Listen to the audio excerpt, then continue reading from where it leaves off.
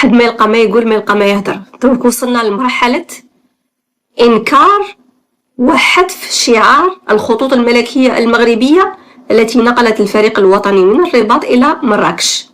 قناة الهداف يزون ديسيدي باش يورو طائرة بصح ما على بالناش تاع أي خطوط، ما على بالناش، في حين أنه الفريق الوطني استعمل وتم نقله عن طريق الخطوط الملكية المغربية. شوفوا الفيديو راكم تشوف الخطوط الملكية المغربية، مطار الرباط، أعضاء الفريق الوطني، الخطوط الملكية المغربية. هادي يعني وكنفوتوها وبينوا بلي راهم راكبين في هذه الطائرة وبلي طاقم الطائرة مغربي وبلي راهم في المملكة المغربية، راهم على أرض المغرب.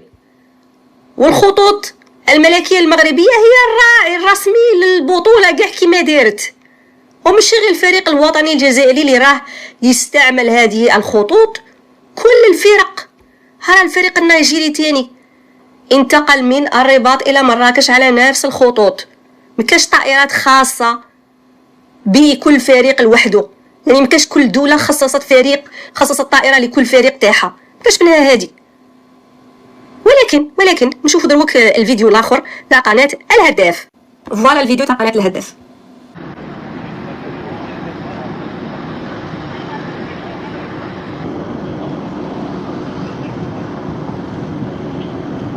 على بالكم بلي من سبتمبر 2021 النظام العسكري الإجرامي الجزائري أغلق المجال الجوي الجزائري على كل الطائرات المغربية المدنية والعسكرية. تخيلوا بلي كل الطائرات المغربية غيرت المسار تاعها تاع الرحلات تاعها من سبتمبر 2021 إلى الآن، ولا قصدي على الرحلات اللي كانت قبل تستعمل فيها المجال الجوي الجزائري.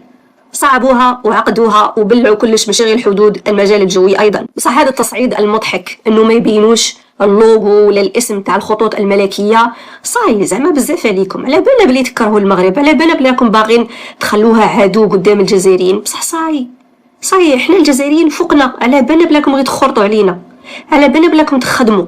هذه هي خدمتكم، نكبروا الحاله ونردوا بلي المغرب هي فعلا شريره وما تستاهلش انو نهضروا عليها ومنا، رغم انكم تهضروا عليها كل يوم في النشرات والبرامج تاعكم. بصح كي تجي في حاجة مليحة كما مثلا مبادرة نقل الفرق من مكان إلى مكان، من مدينة إلى مدينة، في دورة تتم داخل الأراضي تاع المملكة المغربية، لا ما نقولوش.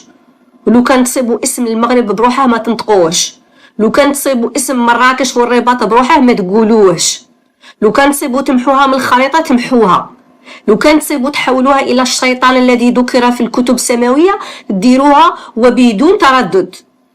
المهم زعما نتوما اللي تبانوا ملائكه وانتوما اللي تبانوا ملاح وانتوما اللي تبانوا بلاكم تسيروا والاقوى، وحنا اول دوله وحنا اكبر دوله. هذا واش راكم باغين.